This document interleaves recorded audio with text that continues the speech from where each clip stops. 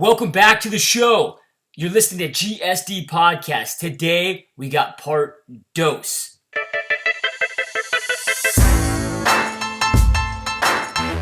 Talk about your systems and how you do it. One of my good friends, I haven't released his podcast yet, but it's coming soon. But he's actually a coach and coaches people on systems. He's just brilliant. And one of his quotes that I love, he's got two quotes that I love. Quote number one is you don't have shitty people, you just have shitty systems. Number two is if you don't have great systems within your business, chaos is always the default result. So kind of let's go into that. So number one, maybe talk about the systems with your team, and then we'll talk about your clients and then the brokerage. So what kind of systems do you have in your team to run that on an effective and efficient level? The sales systems have been there for quite some time. The year that Sean and I partnered and sold well over a couple hundred homes, or somewhere up in that range anyways, that year we played 72 rounds of golf. We both have three boys that we coach all their sports. We never miss any of their sports. So systems are very, very important for quality of life. So number one system is goal setting, and that is for ourselves along with our membership. We want people to know how their business is going to look before they even start doing business. They're working on their business before they're working in their business. And when we, give them the analytics on, okay, if you want to write 50 transactions, for example, per year, then you need to make 20 contacts per day of whatever kind it is. That helps us start analyzing their business. It's the same thing for ours, right? We know what our income goal is, and we don't talk about gross income. We know what our net income goal is, and we just work backwards from that.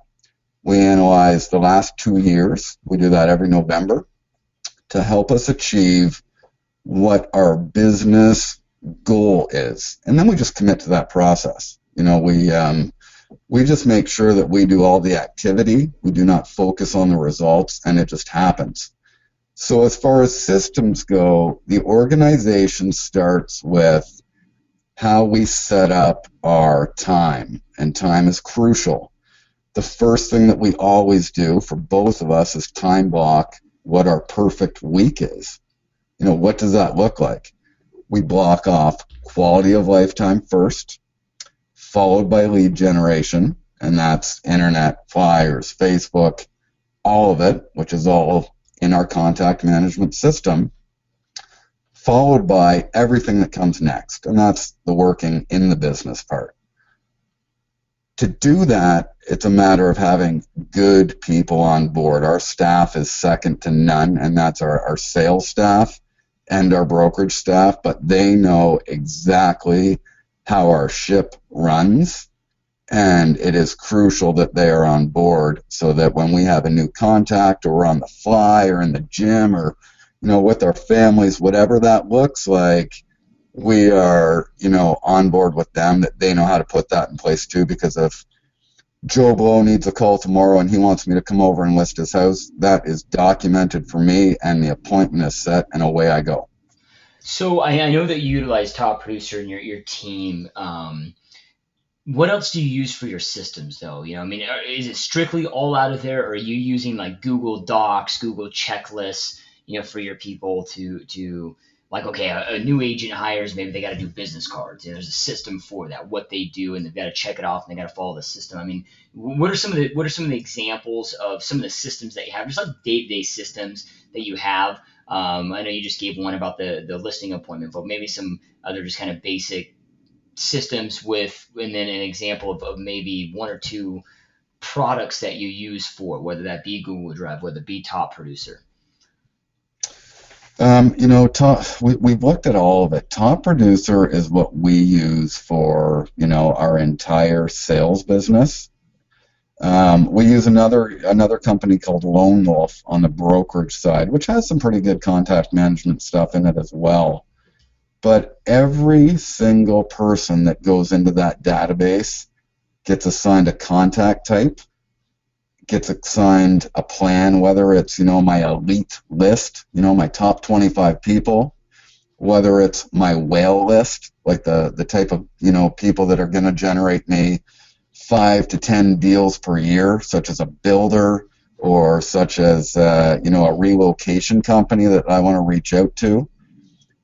For sale by owners go in there, potential recruits go in there, past clients go in there, and they're all categorized. They then all have different plans. Do I want to reach out to somebody once a month if they're a client, or, do I want to reach out once a week if they're just thinking about selling, just to stay on top of it? Internet leads go in there. So all those plans are in there. They're all assigned different letters, different activities, and it just encompasses everything I need to do probably for 2 hours a day to make my business hum. And it helps me to avoid the big peaks and valleys that most realtors get, because I might have a day where I'm not selling a lot of homes, or I'm not in recruiting meetings, but if I can get through that 2 hours a day of lead generation, and again, it's my style of lead generation, it's not the canned 200 cold calls a day, or the traditional systems. It's whatever I use and whatever somebody else uses. If I can get through that, hey, I can go golfing, I can go wherever I want, I can work on more business, but it allows me to live the life I want inside the business too. Yeah, I dig it, man. And so let's talk about, you said a lot of your success is which I couldn't agree more, dude. Like, I don't believe that there's anything is a great business. It's great people that work together on a highly effective level that make that business great. And it sounds like you just have some awesome people. So, two questions. Number one, how do you find talented people to work with your organization, both from the agent front, and not just the agent front, but also your support staff? Because, man, that's sometimes it's difficult, right? Because people can interview pretty damn well, but you don't always know. Like, what are you doing to go out there and find them, and what does that process look like to kind of vet them to make sure that they're a fit for you? And then what kind of onboarding do you do to make sure that they are trained properly on the systems, they know how to use the systems, ultimately, so they're not really that clutch on you that's like, hey, Ryan, got a minute? Like, hey, Ryan, got a minute? Hey, Ryan, you know what I mean? So then you couldn't be at your kids' games, or because obviously you've done an amazing job at giving them the tools and the training to empower them to do what they need to do, and not be a crutch on you. Sure. With regards to staff, I can safely say luck. Okay. I was fortunate enough to hire our first administrative assistant, who had a wealth of real estate experience, but she had gone to another city to work at another brokerage and then get her teaching degree. When she came back to our city, my old brokerage didn't have room for her, and I was fortunate enough just to get her as an administrative assistant. She took another hiatus at some point for some more education, and partner and started to put out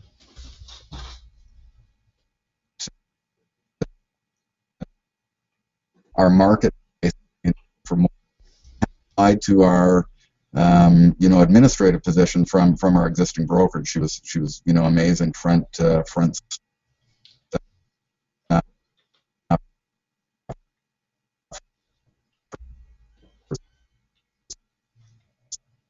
perception. Just allow that to happen. You can't just poach your broker's staff, or else it wouldn't be a very effective system. So, on we went. We hired another assistant. That didn't work out. Our original came back, and then when we decided to make the move to the new brokerage, we were fortunate enough to bring the other one with us. And we didn't want to poach staff or anything like that, but we were just lucky. I think that it's not just luck, but if you build your reputation well, and if you create a vibrant work atmosphere, people will attract to that, whether it's admin, whether it's agents. If they know, who you are, and you lay it on the line, and, you treat them, reasonably well, There's a lot of people that don't. So, we can rest on our laurels that we've got pretty good reps. And, the people that come on board, have enjoyed the experience so far. Yeah, and it's I love kind of we talking about that and talking about your journey there with that because it's really there really isn't, I guess, that magic bullet. I mean, some of it's trial and error. You're going to have to make some hiring mistakes to weed out the good people, and then you identify the good people and you just take care of them. And couldn't agree with you more, dude. You build that amazing culture that people want to be a part of it. And in a second you have an opening. I mean, people are begging to be a part of it because you have this dope culture that doesn't exist anywhere else. Yeah, here's the cool thing. We're 16 months in, or September 2013, whatever that is, and we've got over 60 agents now. I think I just hired number 65 this morning. We have been fortunate enough to say no to over 30 people. And there are a lot of brokers, and I would venture to say most of the brokers, that I know don't say no to very many people at all. But Sean and I wanted to create a culture and a vibe that was second to none. And it was about personal development, having the right mindset, but knowing how to be a professional. And, there's a lot of great people in this industry, but there's a lot of people that aren't as well. They do things for the wrong reasons, or, they're a little bit greasy. We didn't want any of that. We wanted pros, or people that at least wanted to be a pro and work like a pro. And that was crucial for us. And, we're in a business where every person that comes into the door is worth a certain amount of money. But money wasn't our main objective. We want the best real estate brokerage in the city, maybe beyond at some point. But for us, it is about creating an environment that people are going to dig working at: staff, agents, us, everybody. So what is that? Just give me some examples, dude, of what that looks like. I mean, how do you identify that they're not a fit for you? How do you break the news to them? Like, you got somebody that's begging to maybe join your company, and you got to break the news that you're not going to take them on. How do you go through that? What are the qualifications that you're? I mean, you talked about a little bit about what you're looking for, but how do you vet that through the process to make sure that they are that fit? 100% attitude. Attitude is the number one thing we are looking for. I don't care, and Sean doesn't care, if somebody hasn't sold a house, or if they are, somebody that's been in the business 3 or 4 years that's only sold 5 or 6 homes a year. If they have the attitude and the desire that they want to grow, our goal is to facilitate an experience that can happen in, and we have seen it happen. We've had people come in here, Josh, that have come in. I had one guy come in, a couple months ago, and he sat down in my office and he said, "You know what, Ryan, I don't give a shit about you. I don't give a shit about your staff. I don't give a shit about your training. I just want to know what your fees are." And it was an immediate see you later, because that is not what we want. We want people that don't necessarily do everything that we're doing, but we've been in an environment, whether it's in our previous careers or, our old brokerage, or just in general, where what negativity can do, and we don't want that. We want a very, very positive working experience. And it's a tough one because there's so many personalities in this business. We believe everybody deserves an opportunity. We are lucky enough that, we've had a lot of, dealings over the years, 20 plus years combined experience, over 1,000 homes sold, whatever it is. We've dealt with a lot of people out there in the marketplace. So we know ones, immediately that are a definite no.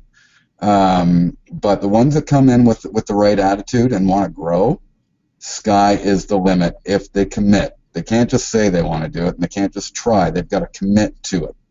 And we've seen amazing results. We've had people that have come in here, doing 6 deals, their previous year, and they went to 30 deals year one with us. Like, that's a life changer for some people. That's the reward inside this business.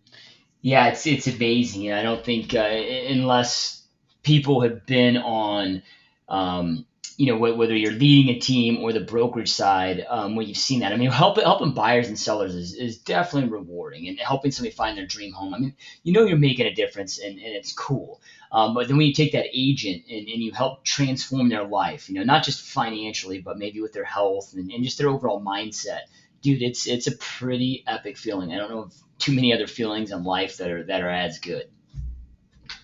No, it's unbelievable. I mean, we've got a lot of great stories like that.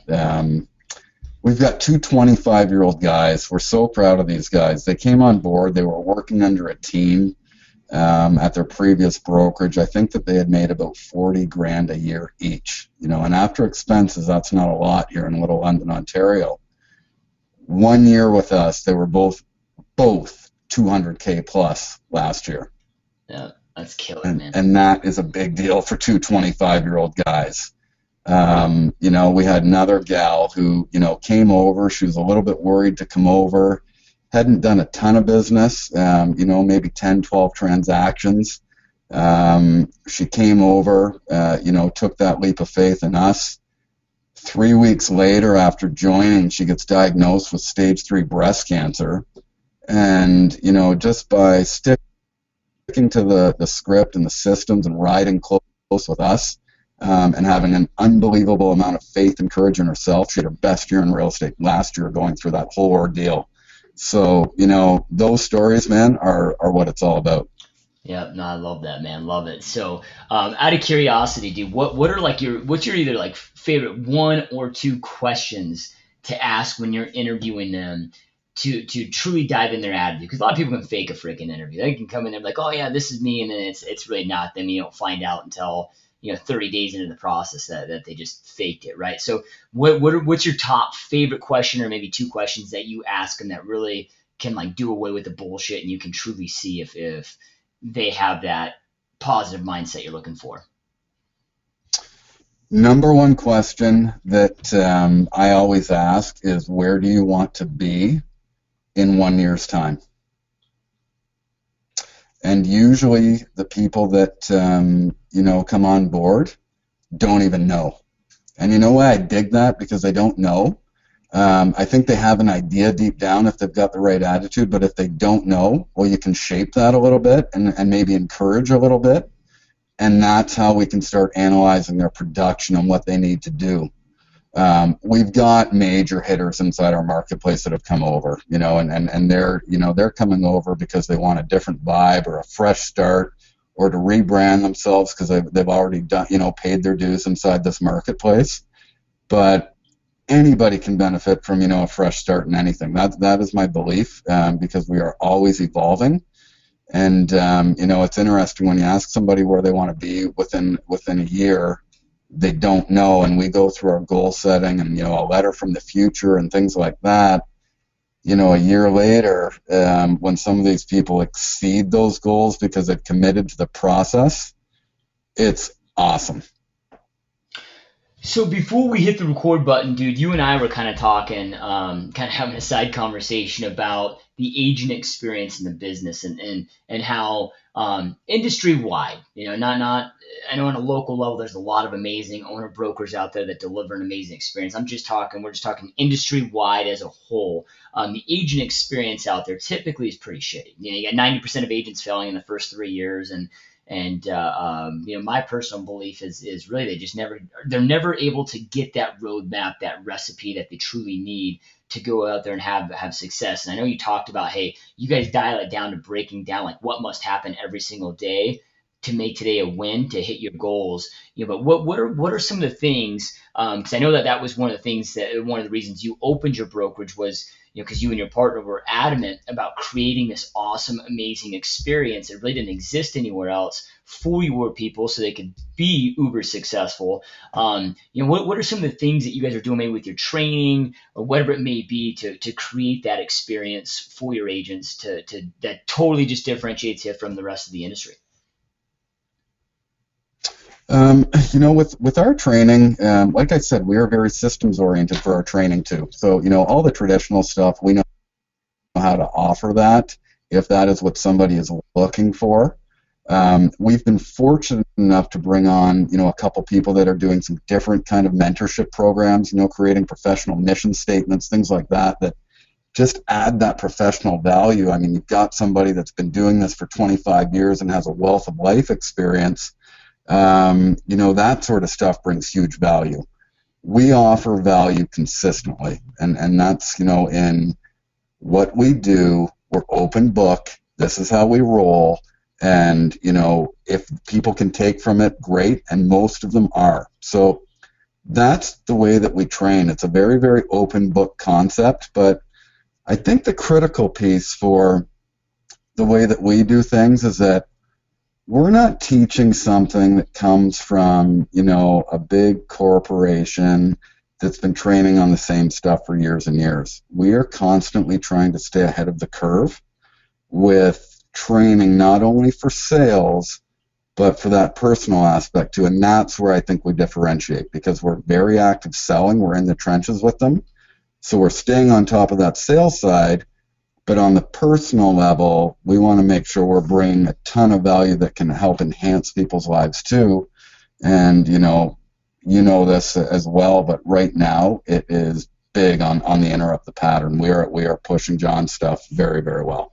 Yeah, and I think the key word that you said there, at least that I pick out of there, is consistently. You're consistently adding value to your people. Now, I'm not a broker, I'm not an owner, so I don't have personal experience there, but I have been in the business for a decade as an agent.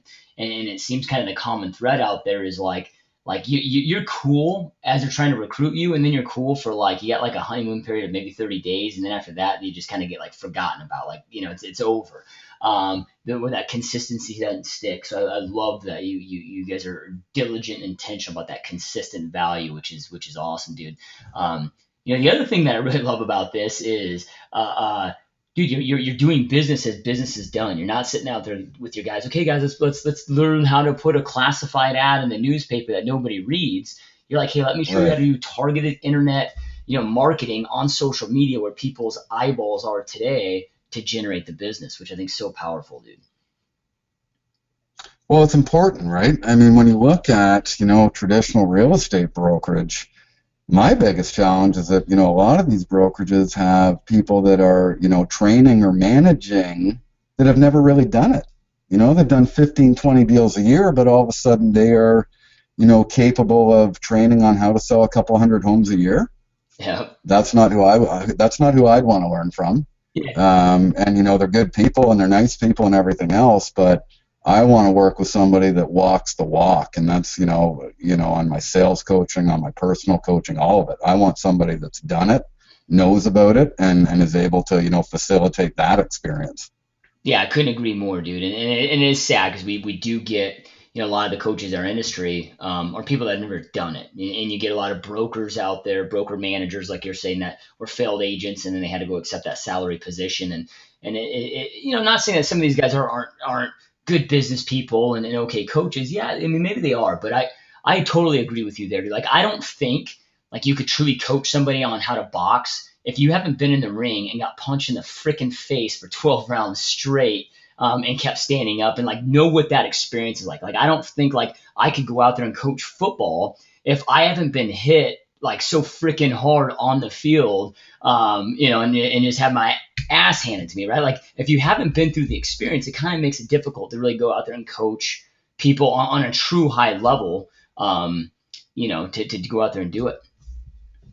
Oh yeah, no, 100%. I mean, how do you coach in the NFL if you've only ever played Little League, right? Yep, you got it, dude. Love it, man. So, okay, well, let's kind of take a little different of a spin here into, you talked about coaching and self-development. You've mentioned that a lot of times. So you've coached with a lot of the different coaches in the industry. I know right now you're going through John Cheplack's program, who's been, amazing personal friend of mine. He was been a mentor for me for years. I'm actually one of his clients with the Real Recruiter System for our recruiting system, and I've been coached by him in the past. And we actually did a podcast with him too. Actually, the two guys that you mentioned, Terry Peranich and John Cheplack. If you guys are interested in listening to those podcasts, go back. They're probably about 10, 15 podcasts back, but you can check those out.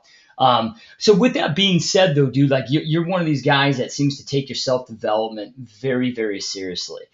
So kind of what's your personal philosophy on your personal self development, and then how intentional are you with it? Like, what does that look like daily, weekly, monthly for you personally? I've always been really, really driven. That is a different story altogether. I think that when you look at personal development, that is a constant journey. I'm halfway through, John's Interrupt the Pattern training right now. I had read the book 3 times before I reached out to John. I can tell you that the guy has flipped me upside down and dumped me on my head through this process. It is the most profound coaching experience that I've done. And like you said, I've done a lot of the sales coaching stuff. This is something that I have never seen anybody offer. And John and I have gotten to know each other well through the coaching calls and some of the social space. But I tell you, when you go to work on yourself, and you don't just try and do it, but you actually commit to do it, it is a profound experience. And it might take you in one direction, it might take you in another, but for me it is something that has completely changed my life. And yeah, I'm only halfway in, but my philosophy now, after getting to do some serious work on myself, is this: everything that we do is a choice, good or bad. And every choice has an outcome that we need to take responsibility for. It is all about self-responsibility. And I know that you're, a big guy on the fitness, and I've seen, the transformation that you did. I'm hitting that aspect of my life hard too. And I think that when you take that stand for yourself, ultimately that leads to the mind, which can then lead to a whole bunch of different things. But ultimately, if you're looking to develop business through it, it's going to lead to some productivity as well. It is getting very, very real with yourself, knowing your light, knowing your darkness, and being able to own all of it to evolve.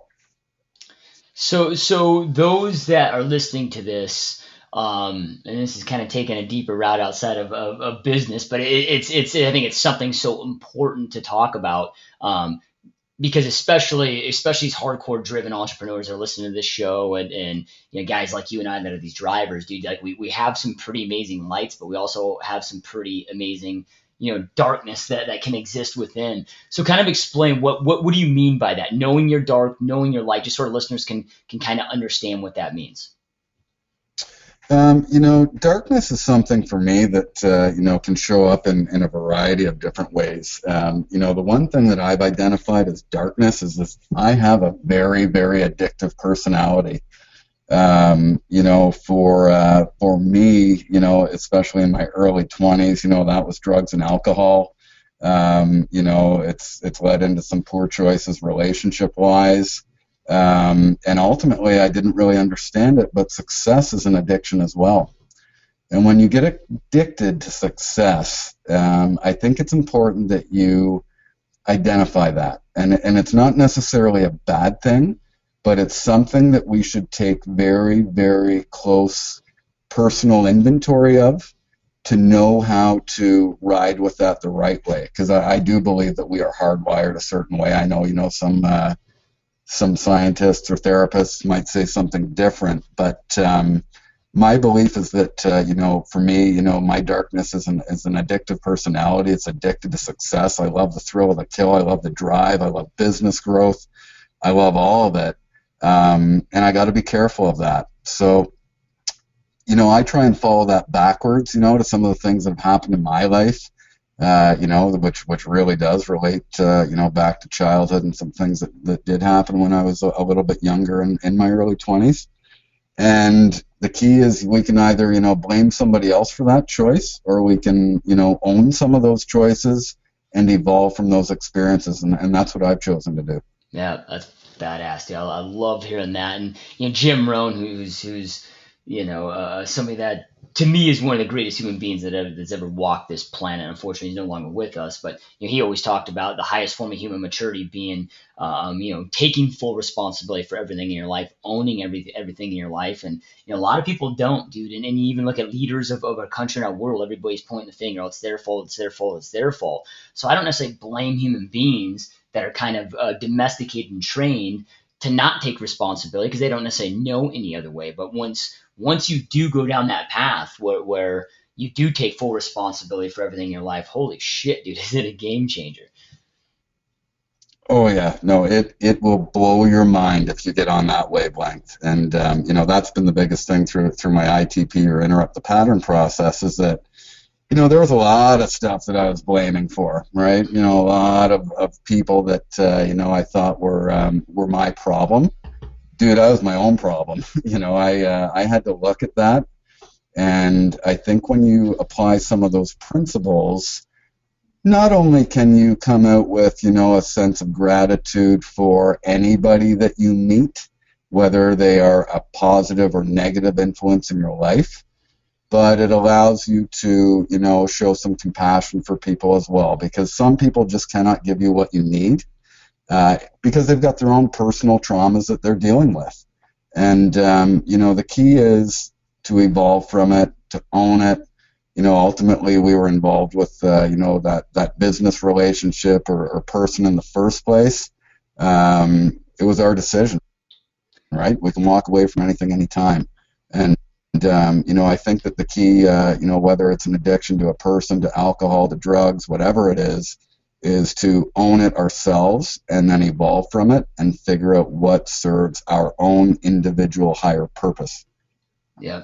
And I think, dude, you, me, probably everybody listening to this call, and that's why we're all here, because we're addicted to growing ourselves. And I mean, life is about growth. I mean, without growth, we're dying, right? We're decaying. So I think probably everybody on this call has an addictive personality, or most of the people on this call. And to me, it's the greatest trait any human being can have. Like, if God can bless us with one trait, it is having that addictive personality, but it's learning to channel that into those right areas. So instead of channeling it into drugs, alcohol, now you're channeling it into your business, into being an epic father, into your health, and channeling in the right areas so you addict in the right areas. And really, when John talked about interrupt the pattern, and that's really what the book is about. And I know John, and we hang out a lot, and he's become a close friend of mine. And he talks about, I always thought I was an alcoholic. But then what I realized is I have a hardcore addictive personality that has like hardcore ADD. I can't get bored. So alcoholism and drinking alcohol just cured my boredness. So then when I channeled that into the gyms, and he's like, now I'm addicted to my health, and I'm addicted to the gyms, and I'm addicted to my businesses. I just channeled that addiction into positive habits, and I interrupted that pattern essentially. And yeah, dude, I think it's powerful. Thank you for listening. Do not forget to follow me on Facebook, Joshua Smith GSD. On Twitter, @Joshua Smith GSD, Instagram, Joshua Smith GSD.